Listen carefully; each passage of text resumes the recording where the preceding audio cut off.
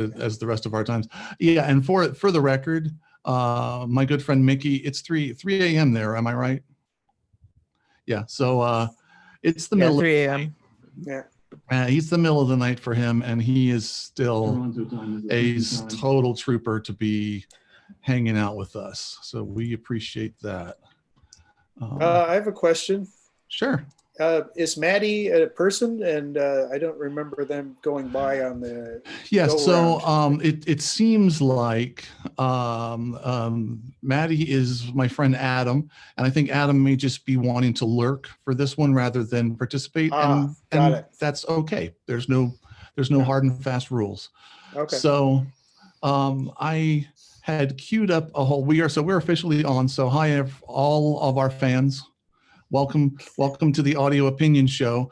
I was gonna have a super fancy opening video reel that Dave helped me make, but I didn't get it done. So, it's we're not going to be fancy. Basically, this is the Audio Opinion Show where we talk about things that are just like your opinion, man, and hopefully it'll be entertaining and. If not entertaining to anybody else, hopefully it'll be entertaining to the folks that are here. So the first thing I'm going to do is just a quick round table of introducing who we have. My friend Dave, who's mostly a sound reinforcement and corporate person. My friend Samantha, who is mostly sound reinforcement with an emphasis now on church sound because she runs a podcast and a bunch of other things for church sound. My friend Scott, who runs a AV company and does audio and video, a few other things. My friend Andy, who also is in sound reinforcement as well as a lot of IT. My friend Karl, who is a musician and also works for a wireless manufacturer. My friend Ike, who has worked in sound reinforcement and lots and lots of RF coordination. And my friend Mickey, who is mostly what do you call what you do? Production and post-production sound. Thank you. So he's much more the on-site, like film guy or on-site production as opposed to sound reinforcement. So welcome to all of my friends. First thing out of the box, we have to have our poll, and the poll is: what is the best movie of all time? Those who've been on the show before know the right answer. But those of you who don't know the right answer can vote wrong. It's a free country. You are allowed. And since I have a presence, I can also vote, and that makes me happy. So I'm also voting. I've been wondering about this The Big Lebowski. Why The Big Lebowski has always been a roadie movie, and yet it has nothing to do with our industry I don't at know. all. I just think becomes the quintessential roadie movie, and why? Well, I think. All one has to do is hang out with Dave for more than 3 minutes and realize that he is the dude. So essentially that's it. Well, the good news is that 5 of you are correct. And the greatest movie of all time is, of course, The Princess Bride. I don't need to say anything else about that. That's inconceivable. Inconceivable. So now that we got that out of the way and we all know how to vote, let's go on to the next polling question, which is, what's going to be our first topic? So our choices for our first topic are external word clocks. Do they matter? Does system latency matter? Base tilt, no base tilt, which is another system tuning or sub question. And too smart or not too smart? That is the question. And if I had my Jeopardy theme queued up, this is where I would do the dee dee dee dee. But I'm going to go vote. What do I want to talk about? All right, I'm voting. All right, let's see how many folks I got. Almost everybody in, or maybe everybody in. Enough that we're going to go with it. So looks like it's a tie between system latency and too smart or not too smart. And I am going to randomly pick somebody who's new for this show. And I'm going to pick Ike, and I'm going to say, Ike, which of those two things would you like to talk about? I'll say too smart or not too smart. That is the question. To smart or not to smart? That is the question. And since you have picked the topic, you get to share with us to smart or not to Okay. smart. And how do you feel about that? I have never used SMAART. I looked into it back in 1999 when it was a new thing. And I felt like there were some challenges with it that hadn't been worked out at that point. I believe they've all been fully worked out by now. But at the time I went, it seems like this needs a lot of massaging and management. And so I don't tune PA systems a lot, but I have tuned them in the role as audio supervisor for some television shows that were produced here in Toronto, House of Worship north of the city, The Odd Corporate, that kind of thing. I have always, since the late 90s, used my audio toolbox system. I use the energy time curve for finding delays. I do not mess around with that at all. I take the very first full complete waveform that you see on the screen, make note of the time, do the next one, use a pocket calculator or a phone to subtract time 1 from time 2, put that in, and the results that I've gotten have been like absolutely 100% seamless. Like you can walk from zone to zone to zone in the system, and it is absolutely like completely transparent. So tell me again. You said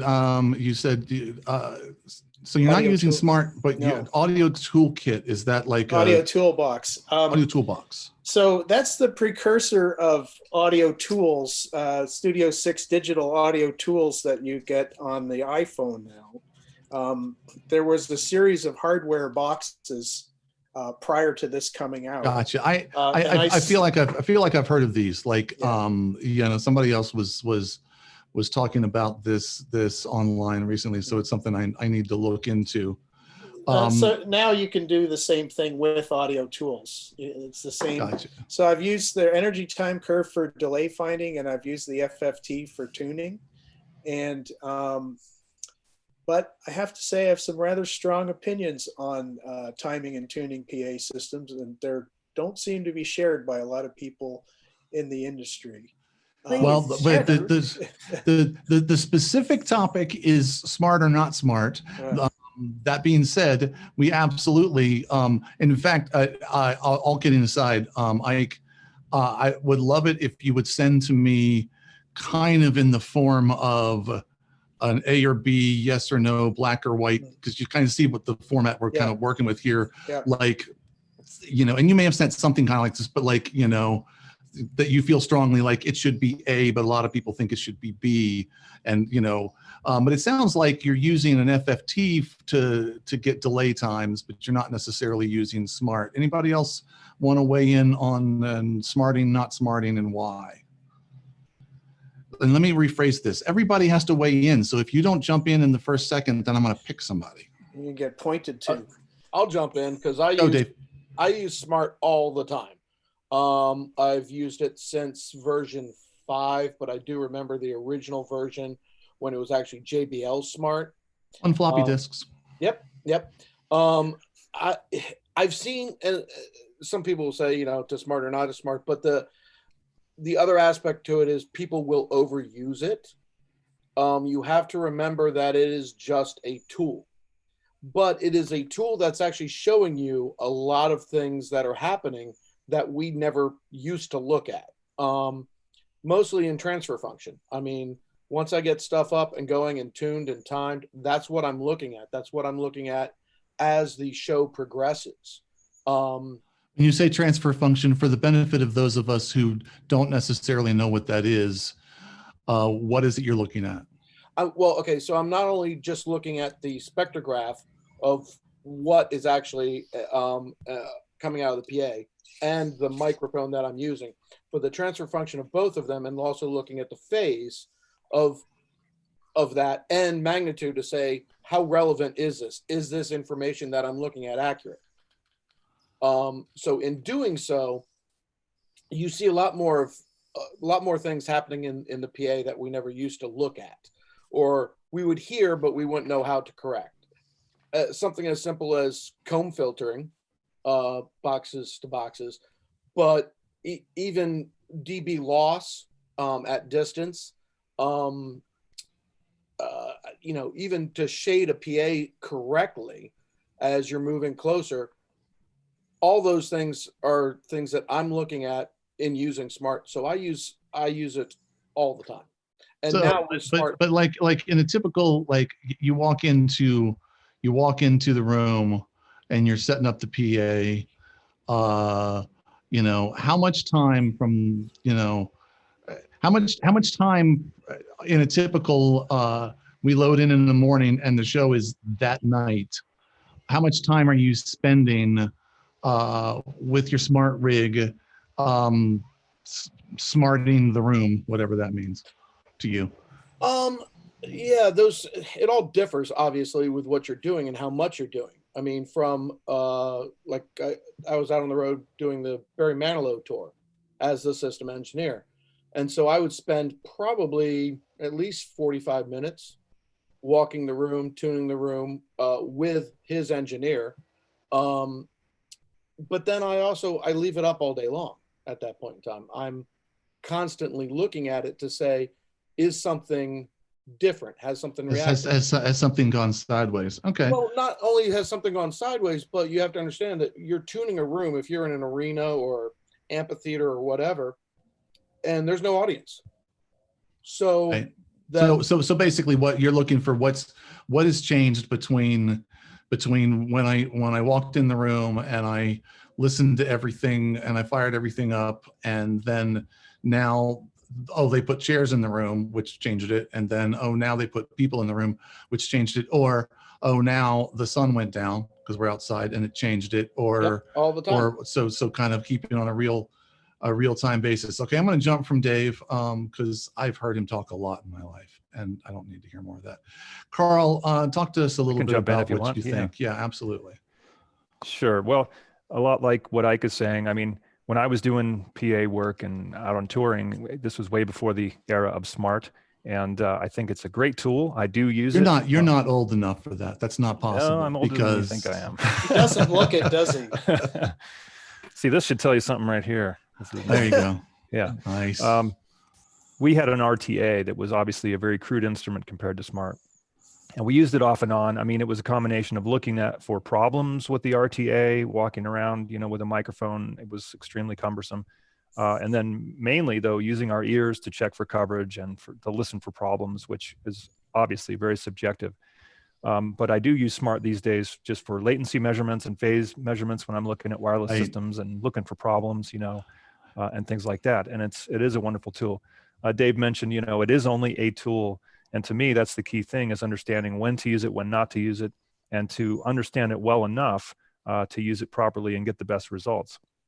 But I can't really imagine doing a large scale PA, especially with a lot of zones and, a sophisticated cluster, without it. If I was out there today, I would definitely use it. It is a great tool, or something like it. It's not the only tool, but it's a very good one. Yeah, and you touched on it, and I think that's I've heard Michael Lawrence again from PSW talk a lot about using SMAART as a test rig essentially for gear, just like, to test latency or to test phase shift of gear or to test whatever, which I think is brilliant. Or like one of the things that he said recently that I liked a lot was just, if you're like, well, I wonder what it would do if I blank. I wonder what this piece of gear would do if I did this. I wonder what happens to the face if I do this, Exactly. And you can just lay it on the bench and run and you go, oh yeah, it did what I thought, or no, it didn't. I wonder why it didn't. And right, it's science. I mean, it's a way of running experiments. You have a hypothesis. If I do this, it's going to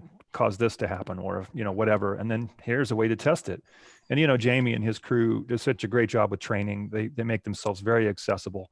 And I encourage anyone who's using this tool to take those trainings, because I've learned a lot just by watching them and talking to other folks like Nathan Lively, who's very well versed in this product and has helped me through some of the more thorny challenges with the interface and things. But yeah, indispensable. I mean, the concept of doing this, it's hard to imagine. It's like before smartphones, what did we ever do? You know, before smart, what did we ever do? Right. Well, I remember it. Yeah. It wasn't fun, you know. It was little LEDs going up and down. It was a bank of beige LEDs screen. and Yeah. That's I think we all know what the gold line looked like. DN60. Yes, indeed. Mickey, I'm going to you because I don't know if you've ever had an application for this, and I'm curious, you know, because one of the things I didn't do when we first even asked the question was to even say, for those of you who may not know, SMAART is a audio FFT analysis tool. But anyway, Mickey, talk to us. In our world, we don't necessarily use SMAART specifically for measurement, but in talking about system tuning and calibration, comparing our work to the live event industry, the work that we do will be reproduced in a lot of different venues, like so like cinemas. So we follow like very stringent rules, and majority of people follow the Dolby specifications for it, because majority of cinemas are Dolby certified. So yeah, pretty much we try to maintain a monitoring system that allows us to mix in a way that will translate well to other Dolby systems. Right. So you're now, you may not be using that specific system, but you're using a very similar analysis tools so that you can. Pretty much like RTAs, and we could also use SMAART, but not specifically SMAART. There are other solutions out there, and Dolby also has their own tools that they bring in if you get a mixed stage Dolby certified.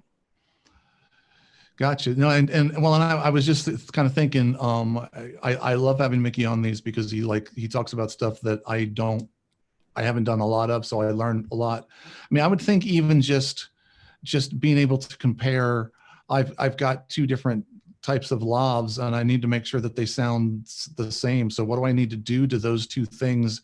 A B6 and I don't know my lavs very well, and something else. And so how do I need to process that in post, or what do I need to pay attention to that? With regards to location and whether it will fit in the and et cetera. Like I can totally see the application. It totally makes sense. Yeah, Scott. The key thing. Sorry, Mickey, go. Yeah, the key thing for us is that our mixes translate from cinema to cinema. That's essentially why calibration is really important for us. Well, you're dealing with a situation where you, especially with like the Dolby specifications, which I have really no idea what they are, but I understand the concept. That you actually have a target, like you know specifically what you're trying to get to. A lot of times with, and this goes to the base tilt question that we're not doing, at least not yet. A lot of times in sound reinforcement, there's no clear goal of exactly what it's not an objective reference point. It should be, that's in my opinion, but quite often it is not. So that's sort of a different application of the same bit. Scott, I'm going to come to you. What how much of this do you guys use in your world? Well, I certainly want to purchase SMAART, and we have not made that capital investment yet. I've had the opportunity to use other people's SMAART rigs under their direction, because it's not just the capital investment for the SMAART box. If you don't do the training, as you mentioned, it's an absolute waste of money, and the training is perhaps more, even more valuable than the software product itself, since it transfers to other packages. I too have been real successful with the audio tools. I run them on a iPad Pro. I'm not an Apple guy, but it's dedicated to just that. I purchased their measurement microphone. It does everything we need to do. We don't run any real complex systems doing shading on line arrays and doing anything other than aiming them and verifying the coverage that whatever vendor tool we use to lay them out. Well, do you use the? I don't know how big of spaces that you're doing, but I suspect you do a lot of the same kind of things that I do an awful lot of, which is I've got a set of delays and some front fills maybe, and and a sub or two. I mean, are you, and maybe a better way for us to phrase this whole question was just time alignment tools in general, but are you using time alignment tools to like make sure that, you know, your delay times are set right, or your front fills are delayed to your mains are to the front fills, or et cetera, et cetera? Absolutely. If we've got lip fills, we can, and Audio Tools is pretty quick. I mean, we can get those delays found in 5-10 minutes per delay. If you don't have, you know, moving around is usually the biggest time sink in the whole process. If we have to relocate to take the measurements, because we don't have a wireless system and a stagehand to send off with the microphone. So it's usually just myself, but absolutely, especially getting the subs lined up to the mains. It was invaluable when we're setting up end fires or doing any kind of sub clustering that requires setting delays between different cabinet stacks, and it was self-taught. Just watched a bunch of YouTube videos and moved from being a frequency only guy to having some visibility into the time domain. It's probably only been within maybe the past 3 years, and it was all the exposure that I got on ProSound Web that said, hey, I'm missing a huge piece of this and an opportunity to bring the next level of professionalism into the work that we do. I mean, I will say the one thing that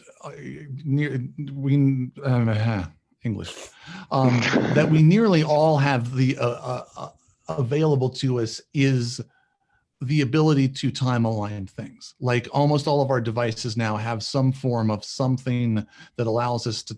So it's like to not make things be time aligned to some sort of reference point is just silly. It's not. This isn't. You mean something that else. the delays are available? Exactly. Yeah. Yeah. The it's like on. I mean, in nearly every case, we're either from the smallest little breakout room where I've got 4 stick speakers and a QL1, but I've still got delay on the outputs. I can still time. I still have all the way up to giant PA with a bajillion processors, but there's still. There is a delay capability on all, we have so much access to the tools, and they pretty much just come with whatever we walk in the door with, that it's silly to not take the time to do the things. Samantha, you seem like a smart person. See what I did there? Earlier that was super clever. Super clever. Super clever. Yeah, no. And me and Michael Lawrence are good friends, so we do things very similarly. So you only do things the way your friends do them. That's how it is. No, but you get exposed to certain things, and you're like, yeah, that does work. I'm gonna do that. Yeah, that makes sense. I really there are many ways to use SMAART, but I think there's I use it in 2 or 3 main functions. One as like a tool, but mostly as like a bench tool for when I'm either reviewing gear and finding out how it functions, or I'm curious about trying a new technique and I want to see if the effects are what I think it will be. And I do that probably mostly, especially now that we're all stuck at home.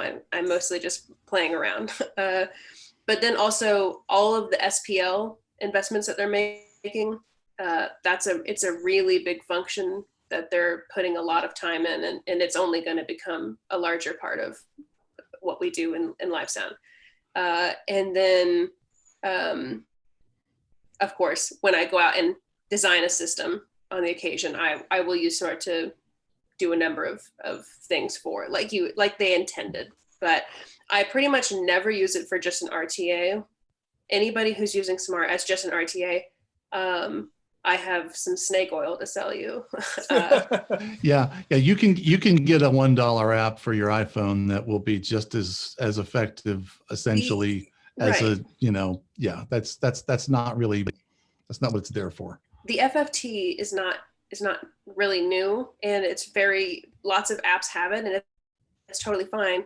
But I don't want to look I don't know. That's not what my focus is. I want the transfer function. I want the dual channels being compared to one another in a differential view. I want to see. I don't even need to stare at magnitude. I'm not making very many magnitude changes when I'm tuning system. It's like a couple of decibels. It's a very wide bell. But what's really important is the phase relationship between everything, because that's like the way more important than magnitude. If you can get all your phasing lined up and correct and all of your timing correct, things just sort of work out a lot easier. So it's one of those at the source things. Timing is everything. Mm-hmm. Yeah, it is. The one thing that was sort of a game changer right when I kind of first came into the biz in the, I guess, early 90s, was the TEF-20 machine, which Dave probably remembers laying around the shop. But it was kind of an early version of this idea of, I'm going to give you one thing and I'm going to give you another thing, and then I'm going to tell you what the difference between the two things is, which is essentially, that's really all this magic sauce is. It's, here's a thing, here's another thing, and I'll tell you the difference. Now the TEF-20 used a fixed thing. It was basically, it generated a sweep, and then you ran that sweep through something and you listened to it, and then you could say the difference between what was generated by this and, like SMAART and what was the Meyer SIM are the kind of the two systems that gained a lot of traction. But there are so many applications. It's like, I can take the output of my console and compare it to a microphone, but I could also take the left side of something and compare it to the right side of something, or I can take this piece of gear and compare it to that piece of gear.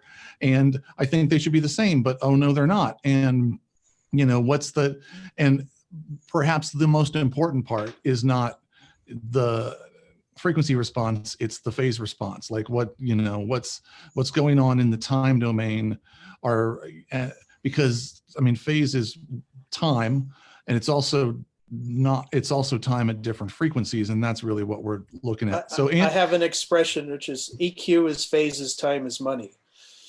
Yeah, pretty much. Andy, you're the only one that hasn't weighed in on this thing. I am keeping score. So give me, and then I will actually weigh in on mine, because I have an opinion about SMAART that's a little bit of a combination of everything that was said here, but is also my own particular unpopular opinion, Ike, if you will. So we'll see if everybody just hits leave meeting when I get into it. Go ahead, Andy. I don't own it, and I understand the importance of it. And I see people using it all the time. I've been lucky enough to have a system tech with me whenever I've had to mix. So I don't ever have to worry about that part of it. I watch what they do and I understand what they're doing, and make suggestions, but I don't know how to work it. I end up doing a lot more monitor gigs than I do front of house gigs. But I see the importance of it, and I see what happens when somebody uses it properly versus when they don't. And I don't know what else I can say about it. I remember back in the day when SIM first came out, and how everybody went to the Meyer school and they were able to apply what they learned there, not just on Meyer rigs, but on all the rigs. And they all talked about how educational it was and this sort of thing. So I understand that if I were to be a system tech and start to do that, I certainly would want to bone up on that and probably get myself a copy of it. I'm curious if anybody has any insight, like what would be the application where SMAART would be useful as a monitor person, especially in our current in-ear monitor world? Well, not for in-ears, but certainly testing your equipment. I've used things like that to verify that all the wedges, in fact, are still working. Or flattening your wedges or whatever, your normal stuff. Make sure the drivers are working, that things are in phase. I mean, across boxes where stuff is or broken. you could use the transfer function to see what's coming out of an in-ear pack versus what's coming out of your mix. That was the first place my brain went, Ike, was what's the RF actually doing to my signal, and to what what's my latency actually at going, especially, I think a lot of us in this room anyway are familiar with the in-ear monitor occlusion effect and how singers struggle with very small amounts of latency can become a very big problem. And that can be sometimes a difficult thing to easily measure, because again, it's that whole thing of, it's great to measure the output of the console, but even with an analog RF system, the phase is going to be different on the other end of that. It's going through all kinds of junk getting from point A to point Z. And so, what I really want is, output of the console versus output of the receiver, and be able to figure out what I'm dealing with there. A name drop, Robert Scoville, was it yesterday, Samantha, that he did the delay compensation thing? Monday, every Monday. Monday. The first 3 Mondays of the month. But it was another kind of area where I think that the SMAART concept can be applied in a way that may not be what a lot of people think of, and that is, I've dropped a bunch of plugins in, and now my bits and pieces are not going through the console in the same amount of time. And how do I make sure that they all leave the console at the same time? And that was the tool that he was kind of demonstrating and using, is, figure out what your longest latency point is, and then input, delay all your inputs to match up so that everything's coming out at the same time. But he did point out, unless it's a singer on in-ear monitors, because if you're, adding 8 milliseconds to a vocal mic to line it up with the snare drum, because you've got 47 plugins on your snare, your singer may be totally freaking out because it sounds so weird to them. Yeah. And so in that application, let it come out early, or give them a second channel, or do something. But to be able to take to make a personal story, I built a monitor rig with a bunch of digital stuff at a church I worked at a little less than 10 years ago, and was one of the singers on stage. So I was like the monitor guy and the singer guy, experiencing, some of these, and was also just figuring it out as I went, because I didn't really know what I was doing. I very distinctly remember this sounds weird. Like, this sounds really weird. And then like fiddling around with input delay, and it like getting better. And I say all that to say, it would have really been smart of me to be able to have an objective tool that I could actually, drop in and go, when I make it 2.7 milliseconds, then it sounds weird. But if I increase it to 3.5, then it starts to sound better, instead of just wiggle the knobs and hope it sounds good. So that's an interesting bit. So no, go ahead. I don't mean to interrupt. No, and I'm going to add this to the rules at the beginning.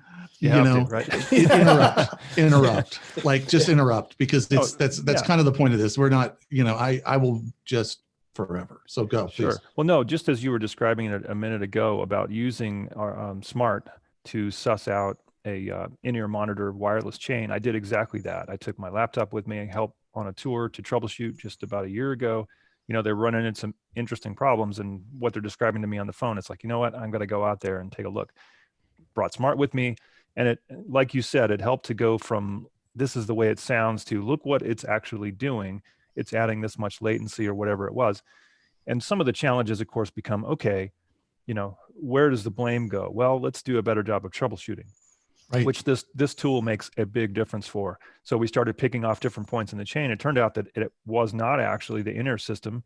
It was a combination of a number of things, including some sample rate conversion, some plugins, some other things they were doing. And just, the opposite side of the coin, I think you hinted at the idea that sometimes artists are so sensitive to this that they have a separate signal chain just for their monitor feed. Sure. It's like 100% analog, because they just can't handle any of that phase shift, comb filtering, whatever you might call it. And if the latency gets long enough, they start hearing an echo. But yeah, this tool is indispensable for that kind of thing. Yeah, no, and I, you know, at the risk of getting too specific, I know that your company has an in-ear monitor product that a lot of people are concerned about the latency about, and Right. you know, and I'm sure that that was essentially what your troubleshooting thing was, and yeah, to be able to definitively not just walk in and go, I represent this company and it's not our fault, Right. but to be able to come in and go, look, here's the I'm showing you on like, this is not what's causing it, you know, let's start isolating it is, Yeah. you know, Yeah, it's true. I mean, we all face that as manufacturers or anyone in the business. I mean, you know, someone has an idea of what's causing a problem, and often wireless gets the blame in whatever form it's in. You know, and certainly introducing a digital in-ear system, you know, brought people saying, hey, well, it's going to have latency, it's digital. Well, you know, there's latency in the in-ear chain, whether you like it or not, and this may add some more, but it's a tiny amount, and usually it's manageable. But, you know, to your point, there's been times with our own products where we've heard reports that sound strange, and we go and we do this kind of evaluation, and we find out, hey, there is an anomaly. There's something in the firmware that makes it a random amount of latency if each time you turn it on, you know, those kind of really weird things. Right. And again, this has been a great tool for narrowing that down and handing it over to the engineers saying, look, we've now proven, we've narrowed it down to this is the issue, or these sets of things might be the issue. And that gives them something much better to work towards solving those problems. Yeah, well, and more information, because, and I promise you I will let you talk. But like, well, I'm just much more. Though. I'm not going to let him talk. So. But yeah, no, much more, because I mean, you know, really good monitor engineers that are working with, especially star talent, you know, so they've got the one person on stage is the one who's really paying them, are going to know the boss that like, oh, the boss, if it's between 3 and 5 milliseconds, she's going to be very unhappy. And so, you know, I need to add up my bits and make sure that I'm either, and this is the thing that I learned, either below that number or above that number, but not in the window. Because sometimes, 10 milliseconds is fine, because it doesn't hit that you know, comb filtering right frequency to, you know, create a problem in your ear. And that's so person specific that, you know, being able to nail it down to the, you know, the point, however many milliseconds of this is exactly what we're dealing with. Ike, please. Just I wanted to clarify something from earlier. You said that I was using an FFT for delay finding. It's not, I was actually using impulse response. I'm looking at the very first peak in the impulse. And I use the right. Scott's you're right. probably doing the same thing with what they call energy time curve on audio tools. Gotcha. And the other thing is, just speaking to the sort of to Karl's point, sort of your point.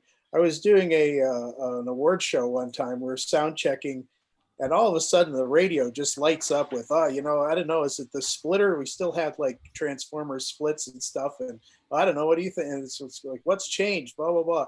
And the issue was that suddenly the PA was sounding thin, like it was rolling off all the bottom end or something.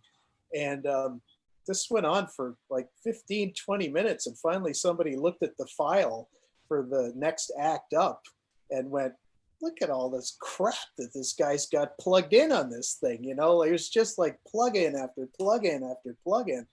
And it's like, yep. And that was making it sound weird. You know, it wasn't like the loading on the transformer output splits suddenly changed, you know, 3 days into the setup.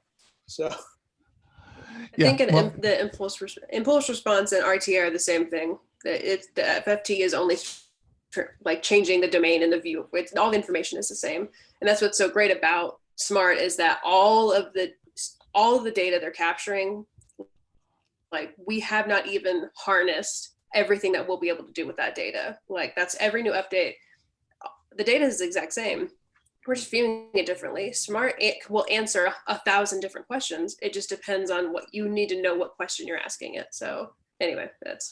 No, absolutely. And I show them, thank you, Ike, because I showed my ignorance a little bit, because I'm not 100% sure I know exactly what FFT means.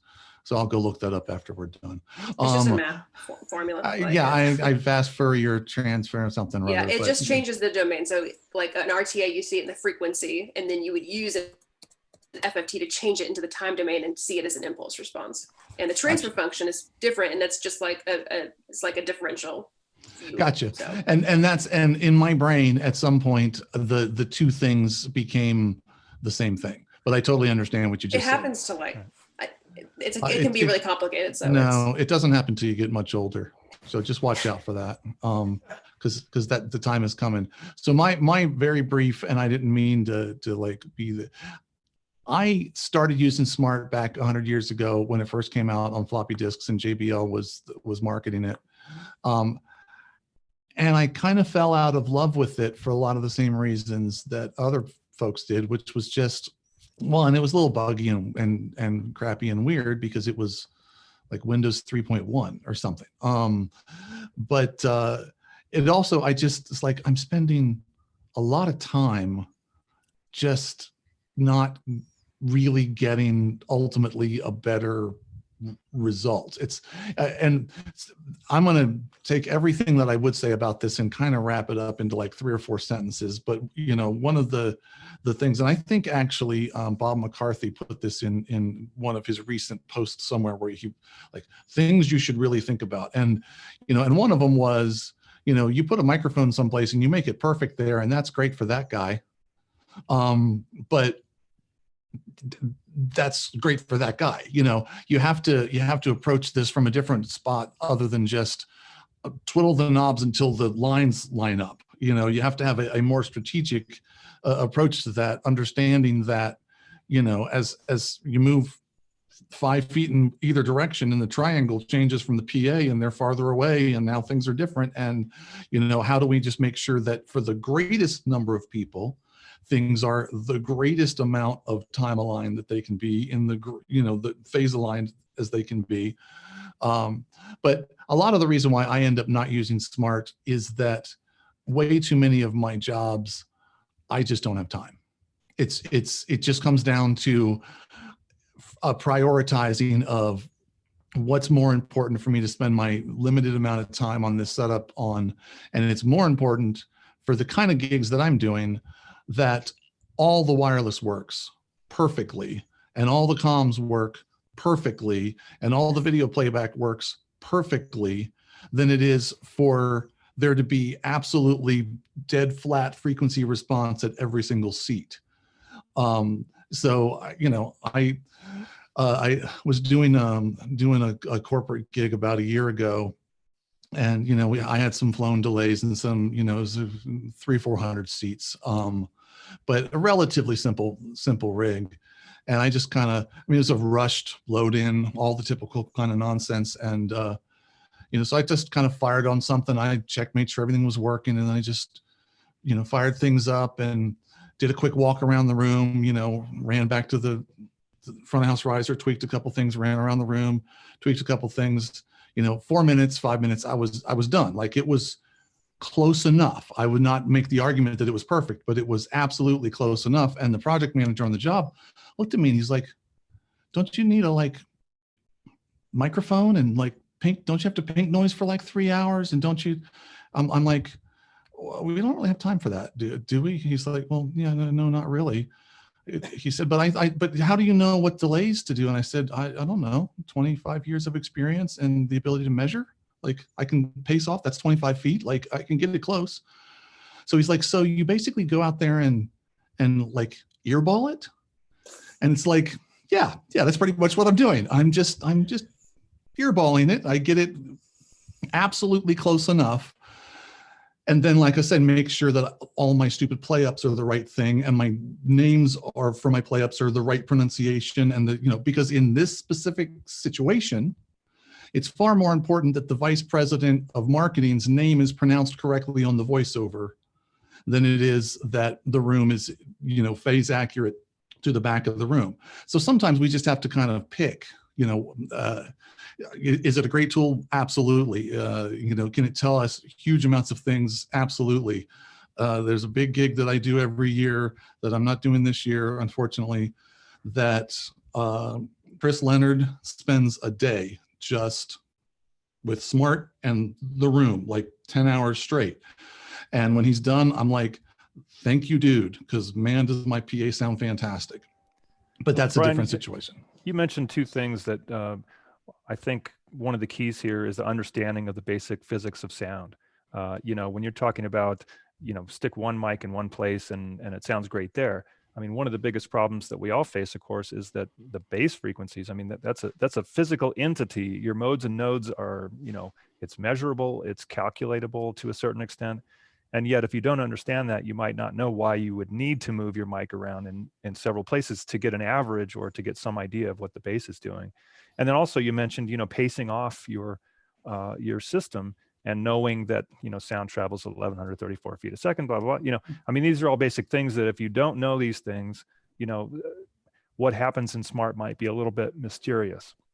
But by knowing them, in a lot of cases, just as you described, and the way we used to do it when I was doing this was just that. You knew the fundamentals of it and you did what you did. And maybe it's not absolutely perfect by today's standards, but I didn't get any complaints from audience about coverage. Usually when it was an older audience, they complained about the volume. Unless it was a familiar song, then they loved it, you know. So that's it. You got to think from the perspective of the audience experience and what you're giving them. So we can split hairs, and often we do, but either way, I mean, it's a great tool, but the limitations are your training and your understanding of audio physics fundamentals to really get the most out of it.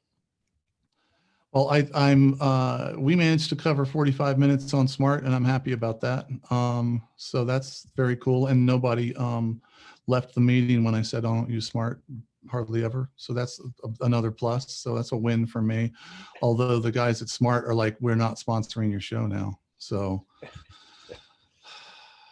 yeah, I'm not very good at kissing up to people but I still want sponsors. Whoever you are, please feel free to sponsor my show. I will say this, that if you do use SMAART, Karl, you're 100% correct. Go get the training, especially if you get it from Jamie Anderson. He is superb. You'll learn more things than you'll ever think you needed to learn. Yeah, just about sound in general. Yeah. I mean, Even just the stuff they just did on YouTube, that would be enough to kick you off before you're ready to dive in. Like, Right. Yeah, and admittedly, and I would be the first to admit this, a lot of the two reasons why I don't use it very often. One, I don't own it and I didn't want to spend the money on it because I'm cheap. And two, there is a learning curve. And until now, I didn't really have the time to learn it. It was sort of, again, an answer to a question I wasn't really asking. And I didn't really, I still have the I can't afford it excuse. But I don't really have the, I don't have time to, so I will say at least the one thing I can fix is that I can, you know, take the time to get the training. So quick round robin, any last thoughts on SMAART before we say goodbye to both of my fans that are on YouTube? Wow, I think we covered it. I feel like it was covered pretty darn well. I'm going to go ahead and stop us on YouTube.